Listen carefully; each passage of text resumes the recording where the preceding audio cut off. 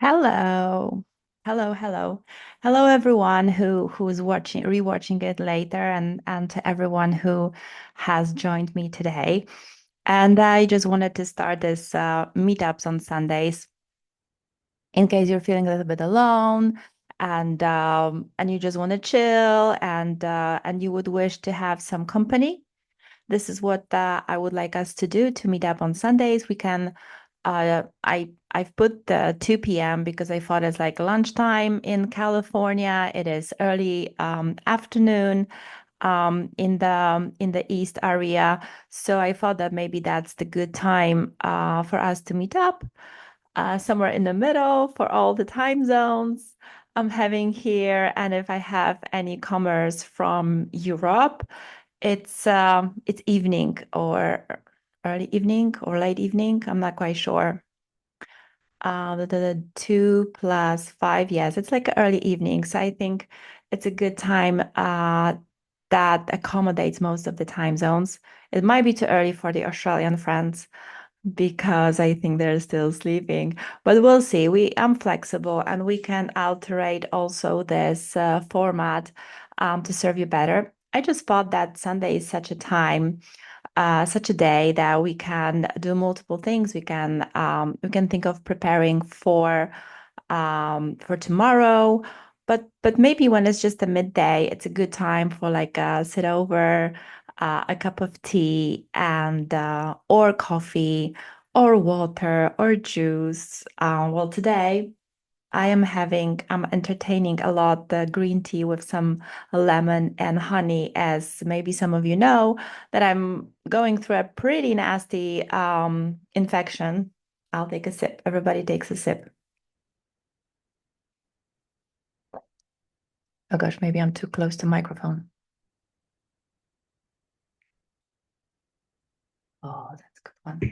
So if any of you is going through a sore throat or infection, or well, this time of the year, it's really easy to get a flu, then I highly recommend some tea with lemon and honey.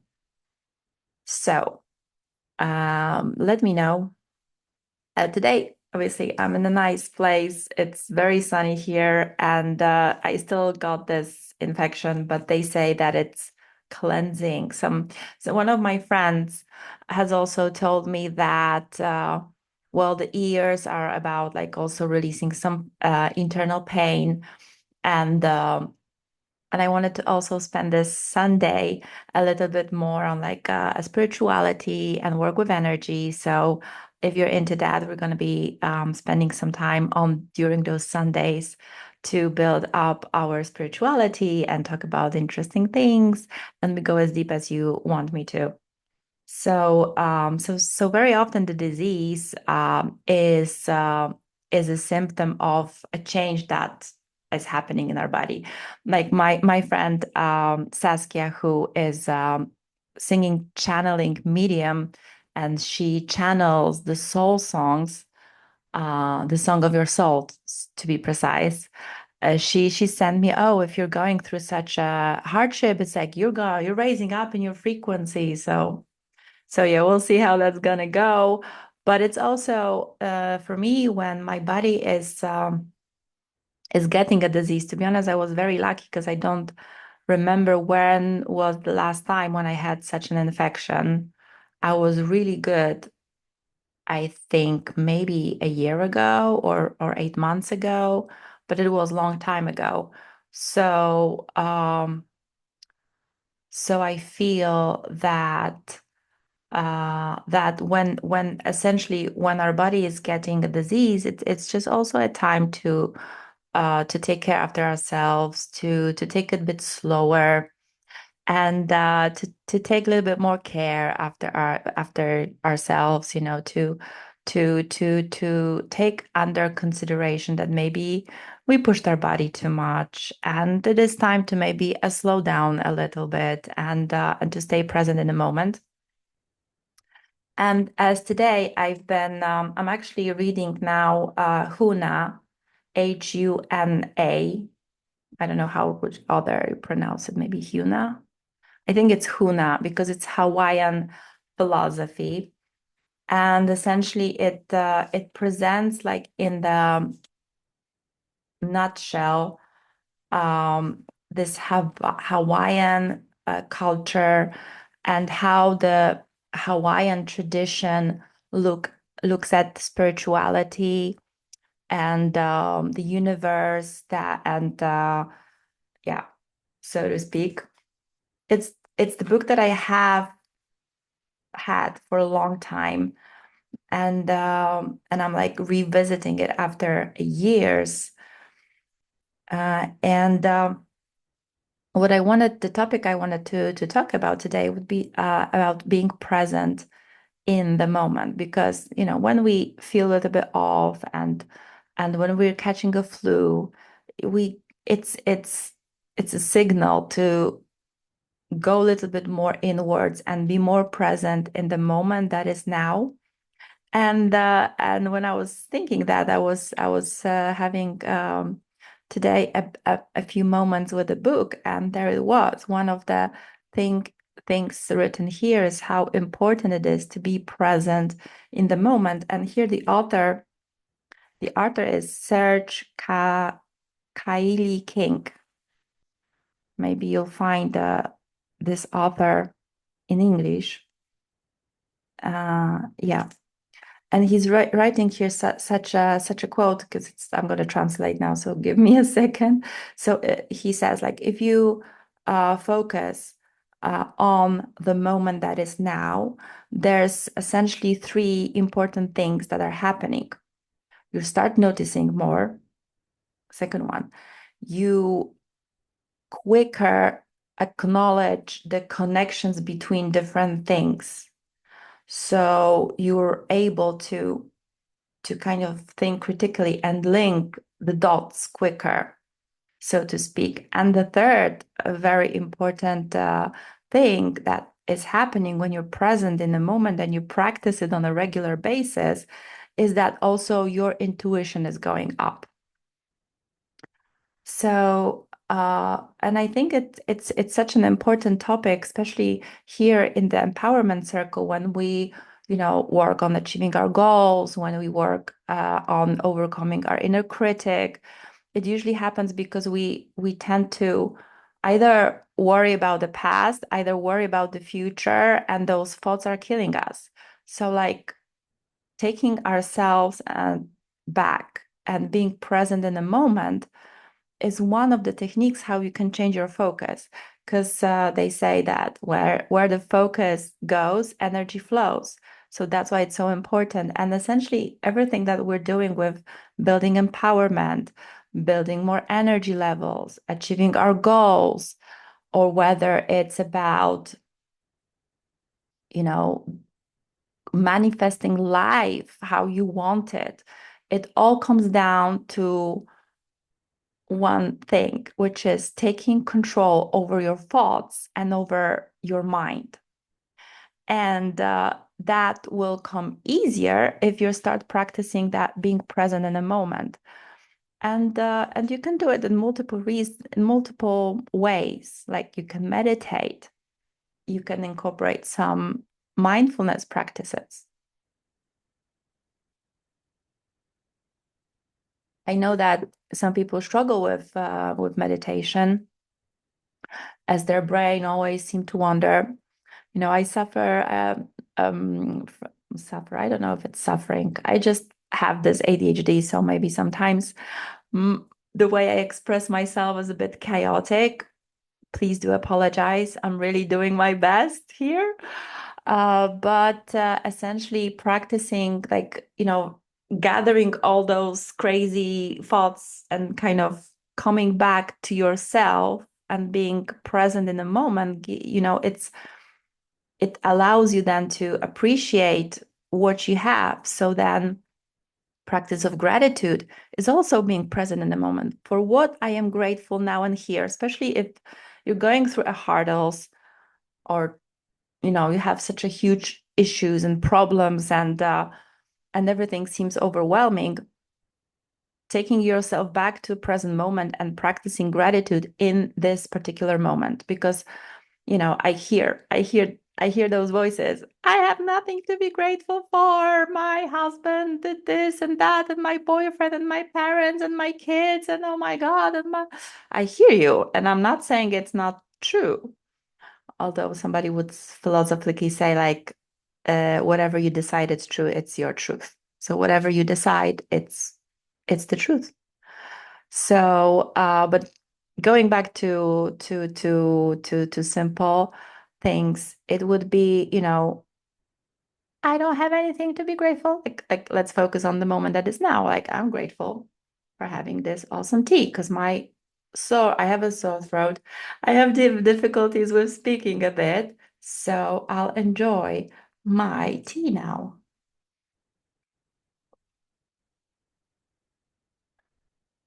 Such a relief. So forgive me for this sipping. Take a sip too of your favorite beverage, and that's how you start. You start small. Then you think, I'm grateful for having the roof over my top. I'm grateful because the sun is shining or the rain is raining, and or there's a nasty weather outside. And you know what? I get to sit in this warm place, and I have roof over my head, and I have beverage, and then we found each other online.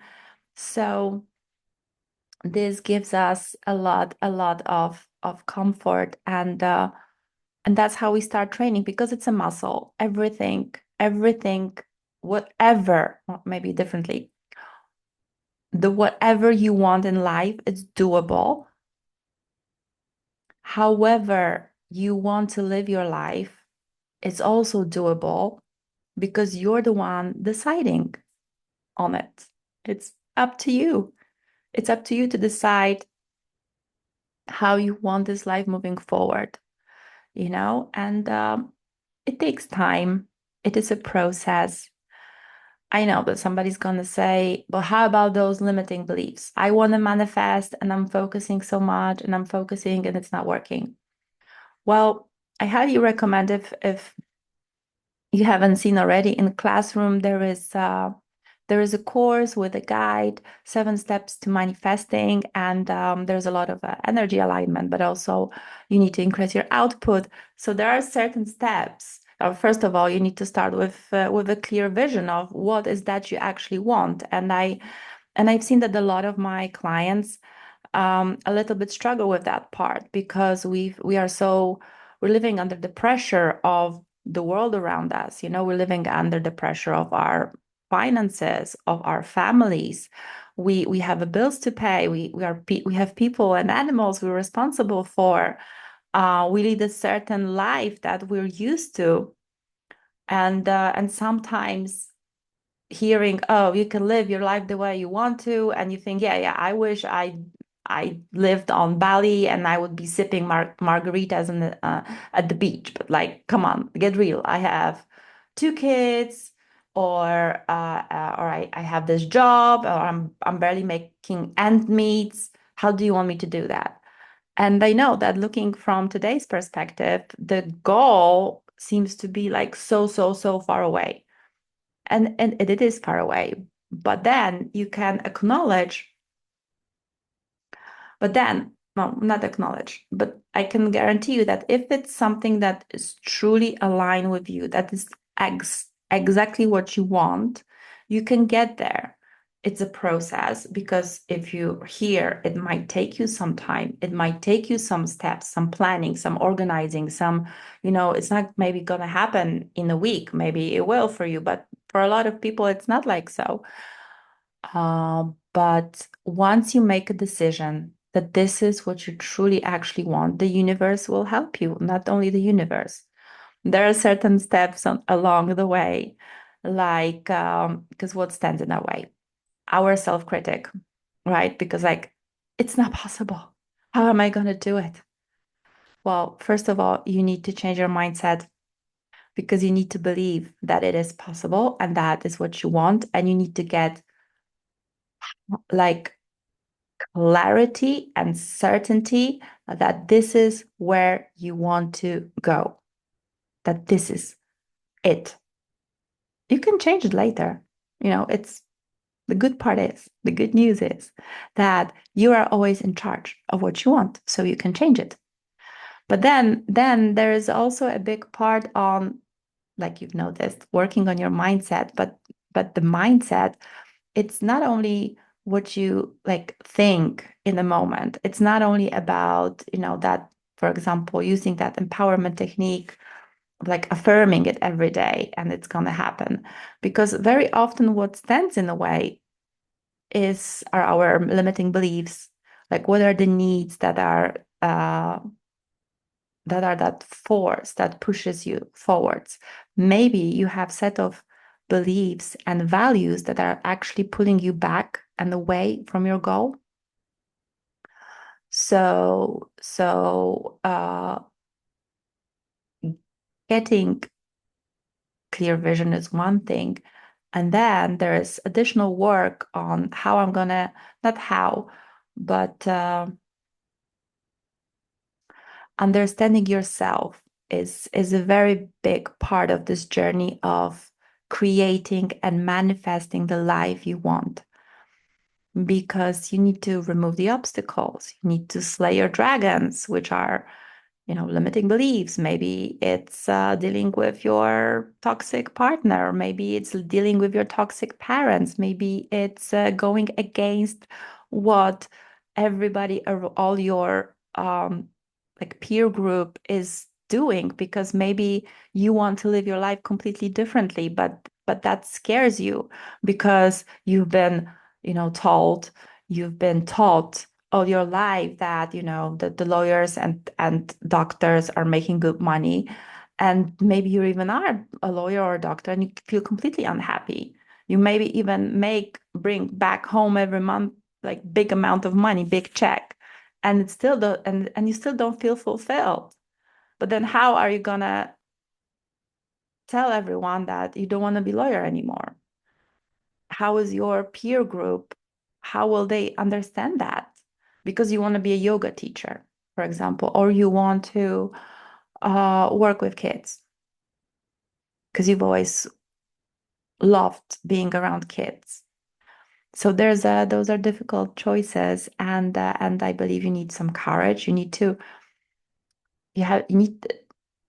yeah, I think courage is the important bit to challenge yourself to get to know what is actually in your heart and being honest with yourself, because like being honest with yourself might not always be easy. I know it. I've been there. Sometimes it's scary because we're getting to know ourselves. We're getting to know our shadows.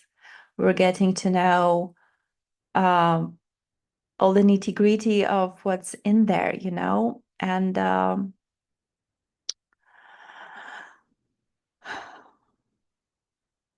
slaying your dragons might mean overcoming trauma or breaking a toxic bond, whether with our parents, with our partner, with our boss, sometimes.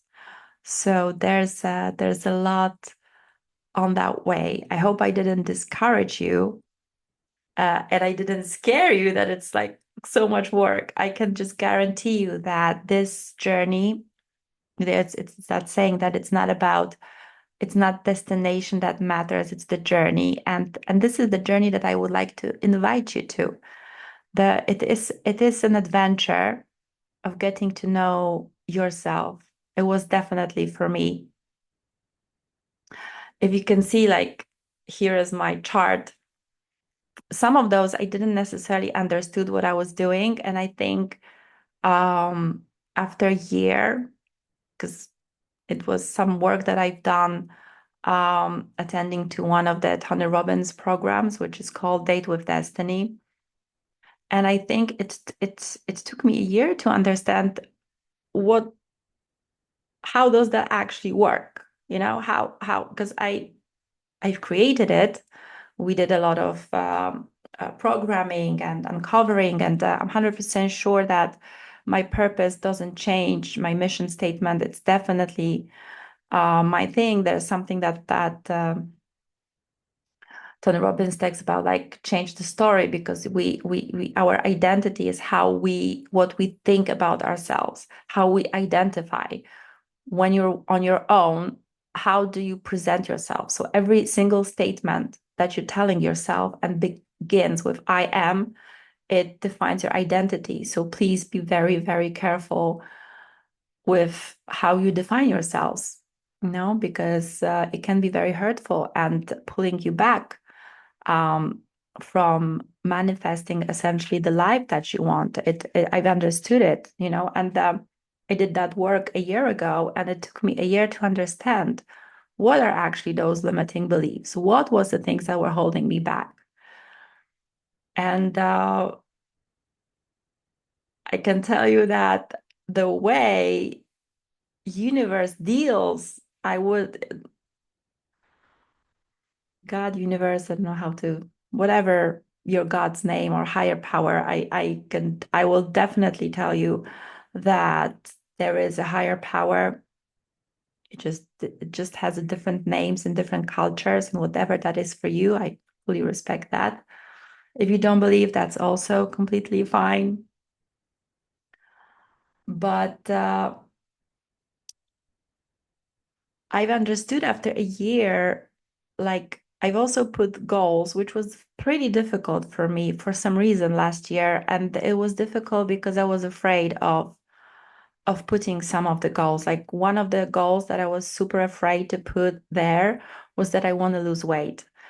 And at first I put 35 kilos, but I was like, gosh, 35 kilos. I'm struggling with losing one or two. 55 kilos is like 55 pounds.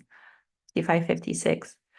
And I added on top of that. So I decided to lose 25, and I wrote down 25. So like 25 is doable. It's like 2 kilos a month on average.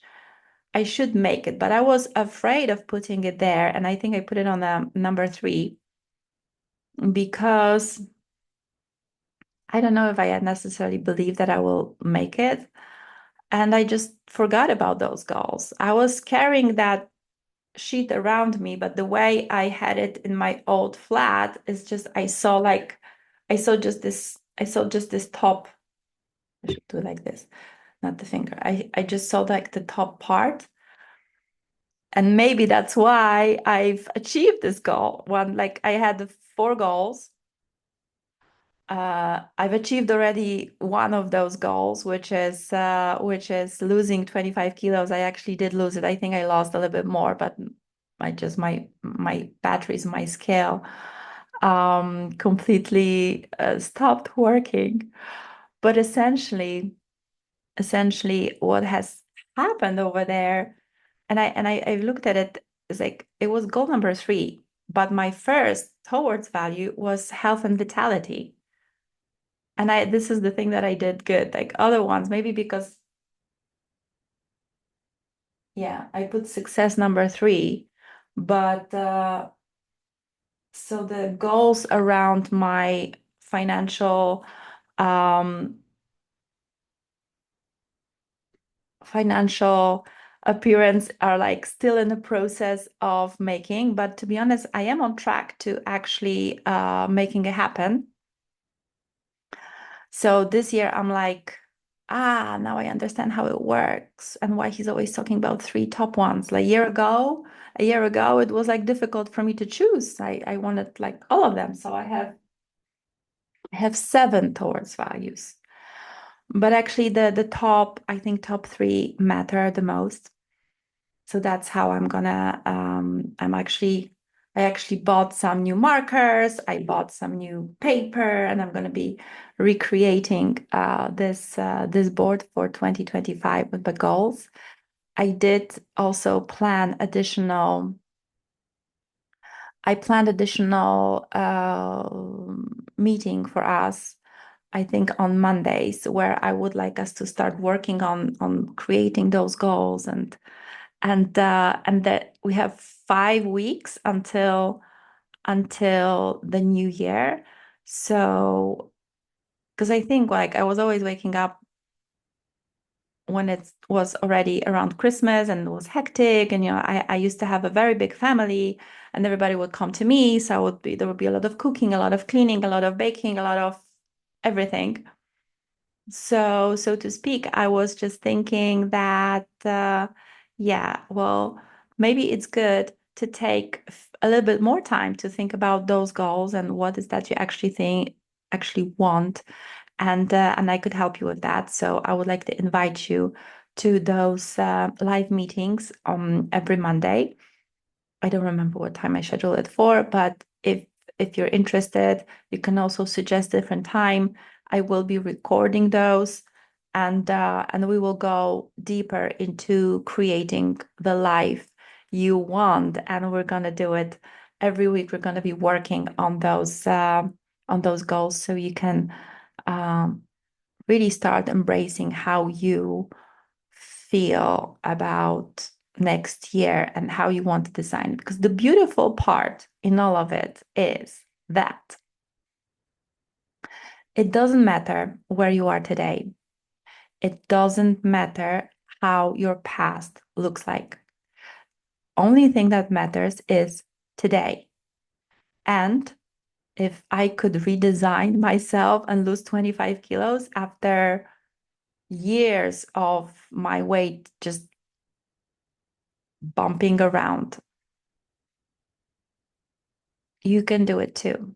And I see how powerful it is to to define your goals, your mission, and how to link it with the values, how it, the work that if you decide to do it with me, that work will really make it simpler. Because it's like I wasn't even focusing on losing those kilos. I was led to lose it and to have a bit, eating a bit better, even better, because it's about my habits. I have created certain sets of habits prior to the year, but for some reason I felt that um, I don't know if I can call it motivation, or it was easier for me to get up in the morning and do my exercises on a regular basis. And for some reason, certain foods are my stomach started hurting. Like I stopped drinking alcohol because the way I felt the next day after having like 3 glasses of wine, not to mention if I went crazy during my birthday, it was like horrible. I thought I'm gonna die. And it didn't happen to me. I'm a Polish woman. I used to drink, you know, lots of alcohol during the parties with my girlfriends. And now me, after even 2 glasses of wine would make me feel horrible. Even 1 glass would make me feel swollen. And my body started reacting differently to alcohol. Everything that didn't serve me was kind of like rejected by my organism. Certain foods, like fried food, I like once, I think we were so hungry, and I bought myself McDonald's on the way when we were driving somewhere with my kids for long hours, and I think that that was the only thing that I could have because it was like a long drive. And my stomach hurt me so much that it's like no more McDonald's. Then it was like no more fried food, like pork chop fried on a pan. It's like very traditional Polish. Polish kitchen is pretty heavy because it used to be cold, and there's times of the year when it's really cold. So Polish traditional kitchen is pretty heavy. There's a lot of pork. There's a lot of fat. There's a lot of fried food because it's just quick. So, and I can't eat pork anymore. It's just doesn't make my organism feel good. I also really drastically went down with eating like gluten and eating bread, where I love bread, but now I'm gonna have it maybe once or twice a week, a little bit. It was just amazing how my organism started regulating itself, and then everything kind of led me to achieve my goal, including splitting up from my toxic partner. I'm smiling here because that was actually the revelation that I would never think. that is the case. But maybe you're more educated than me and you know about cortisol already and the hormones. And when you just live in a stress and you're constantly in this fight or flight mode, like prepared for the battle, like in your guard and like, protecting yourself, then your body doesn't lose weight because it's just prepared for a fight. So it's storing. There's obviously more biochemical reasoning to that when it comes to the hormones in the organism and how it works and what needs to happen for fat to start going. And I was still taking meds because somebody's going to say, oh, you started taking the medication and that's why you lost weight. But I have been taking medication for over a year and a half because I'm hypoglycemic and I have insulin resistance. So I should be losing that weight during that period. But for some reason, whilst being with my partner, I could just reach certain level and then I would be hovering +3 kilos, -3 kilos, like up and down, then a little bit up, then a little bit down, then a little bit up. And it was like I was just hovering. I think after losing first 5 kilos, I was just like hovering around. And then when we split up, it's like everything boom, accelerated. There also were some other things that has happened in my life, but essentially this really long introduction to my life. What I wanted to tell you is that programming works, and maybe you've seen there's actually a documentary about Tony Robbins on Netflix, and it's called "I'm Not Your Guru." And you might, go ahead, watch it, and you might think, oh gosh, what they're doing. It's like a sect of people. They're jumping, they are crying, some people are shouting. What is going on there? Complete madness. But I can tell you that there's a method of, and what Tony Robbins delivers is he integrates it into your body, into your system. And I'm a best proof of that it just happens. It wasn't me pushing myself, going to the gym every day for last year, and I've lost weight. I it's just happened, kind of happened, you know. So I think it's pretty amazing. But the good news is that everybody can do it. That everybody can use those tools and implement in their lives. This is just a program.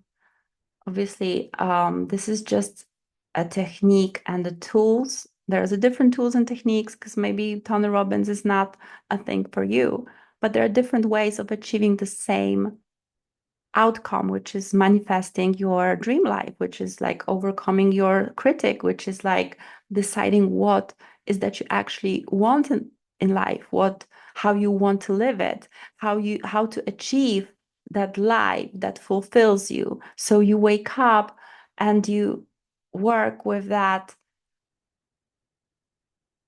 energy and that empowerment because it all comes from within. Everything that you need is already in you. You just need to tackle, and I love that parallel of like slaying your dragons. You just need to slay some of your dragons. Throw out, first of all, acknowledge what is stopping you. What are those limiting beliefs? It takes time. It takes time. It's not something I was like frustrated because I need to know it now. Like, mm. Magda, overachiever, wanted to know it all in like 5 seconds. Like, this is my spreadsheet. This is what I want. This is what I don't want. And boom, and done. But it was quite a journey of discovering my limiting beliefs. Um, the lies I've been telling myself about what I can and cannot do. At first, I think one of the things that struck me because those are my redesigned values. When we were working on it, uncovering what are those values now, because getting that inner insights. I don't know if you say it like that. Getting the knowledge about yourself, but what is like without thinking too much, without getting logical mind, because we're gonna try to make it good, right? Because We want to we want to make it look good and pretty, right? But it's not about that. It's about just discovering what it's in you. And you just do it for you. There's no judgment. It's not good. It's not bad. It just is what it is. And then when you will be brave enough and I don't know, the brave. Sometimes it is brave because some of the truths that I needed to face and acknowledge and accept weren't pretty, you know? Maybe it's not going to be the same with you. Maybe it's just a me thing. So some of those weren't pretty. Some of them were very painful. Some of them were fun. And just writing down the values is one thing, but then the next step is uh, how you define them. Because me and you, we can have the same set of values. But then my definition of what needs to happen for me to feel this way, to like I had one of the values that I had really on top of my first list, like the list that we took, like pulled out from my subconsciousness was success. It was, I think, second, because I think first was family. And you know what? The definition, how the what like the definition of that value, what it means for me to be successful, and what needs to happen for me to feel successful was impossible to achieve. It has so many conditions, and it needed to be this and this, and I don't even remember now because I reprogrammed that. But I remember that when I wrote it down and then I read it and then I was like, okay, girl, now I understand why you don't feel successful. Because with that set of conditions to be fulfilled for you, fulfilled or done, how do you say it? Well, forgive me my English. I think you understand what I mean. Um, the amount of conditions I needed to meet to, uh, you know, feel successful, there's no chance. There's no freaking chance. That's why I always struggle with when few times in my life and somebody's like, oh, what are your accomplishments? Like, what do you consider as your biggest accomplishments in your life? And until very recently, I still struggled with that.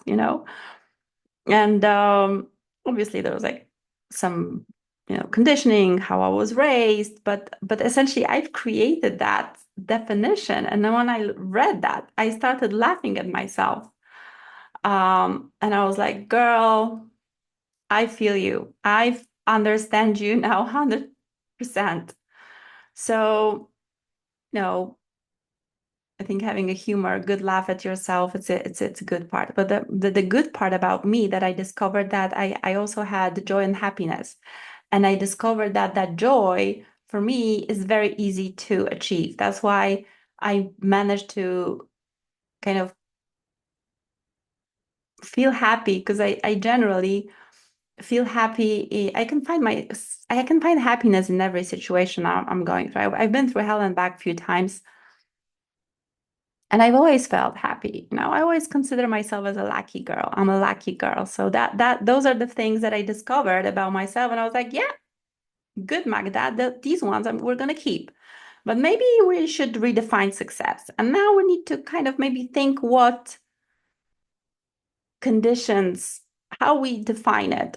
Let's change those conditions because this is crazy. And we don't want you to be crazy and chase something, and it's gonna be always not enough. You always will want more. You always gonna, because it was like I was getting towards the next milestone, and I was like, okay, and this is it. Okay, so well, that wasn't that difficult. I've done it, so I want more. I want more. Give me more. Give me more. Give me more difficult situation to deal with. Give me more problems. Give me Give me something that nobody else has done before, and I'm gonna be the one like leading the way. Well, it's like, why? No. I saw some like other people and like as there was this example, like there was a guy next to me and he feels successful because he woke up in a house and he has roof over his head. I was like, every day on the top is a good day. And he's happy. And I wasn't with my achievements. Just saying. So we're gonna divide this workshops into pieces and we're gonna look into that. But definitely being present in a moment is and practicing that on a regular basis is important because that will train you. That will help you to get more insights about yourself. It will help you understand what emotions are going through your head. How do you feel about certain things? It's going to help you um, raise that intuition. So let's start practicing this moment that is now, and there are different techniques of how to do it. You can simply, now after this call, you can just,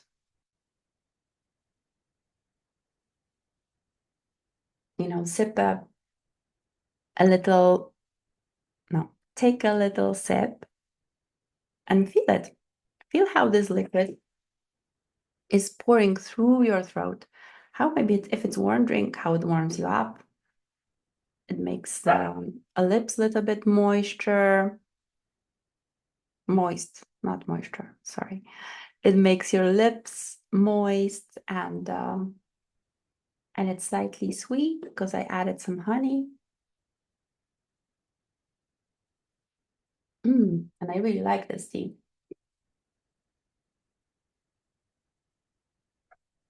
I like this cup. Make today so awesome.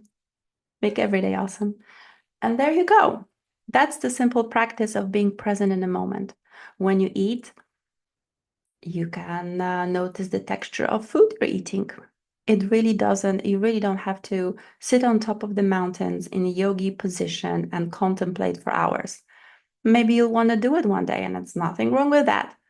But for today, those are like the easy, like those are like the small practices that you can introduce now, and you don't need any additional tools. You just need a little bit of space in your head to acknowledge what's around you. See, you can just sit and look in the sky or look around your room and notice what do you see on the walls, what pictures you have, and um, and you can see what colors are your walls and the curtains and what do you see outside of the window.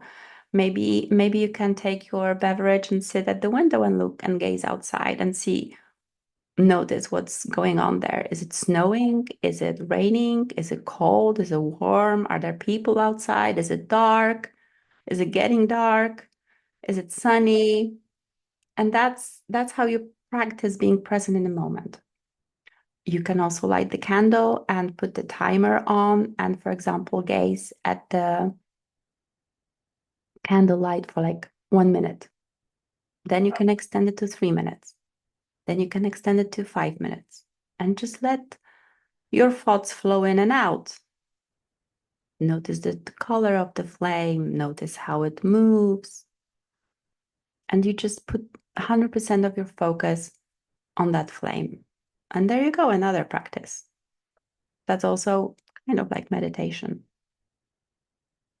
And whenever, if your mind starts drifting away from, I don't know, looking at what's around us, looking away from the flame, you just take it back. You don't say like, oh, because I'm not good in this whole meditation. Like my brain is like, yeah, well, don't judge yourself. First of all, we are definitely quitting on judging ourselves. There's no good way, no bad way. There's no pressure of time. You have all the time in your world. It's your life, and you can design it the way you want to. So I hope I encouraged you guys to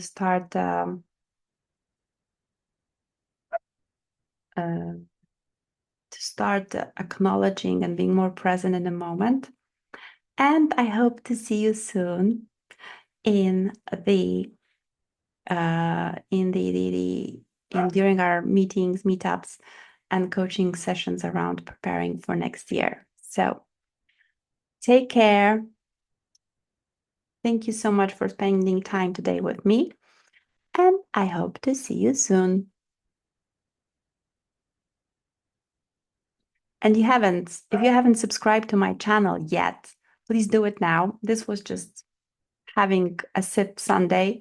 So if you haven't subscribed to my channel, subscribe now, click the like button, share with someone who wants. And if you want to know what I'm talking about, there is a link in the description below that will lead you to my Empowerment Circle community, where you'll have access to additional resources on how to manifest your life, how to live without self-doubt. And my name is Magda, and thank you for spending some time with me. See you next time.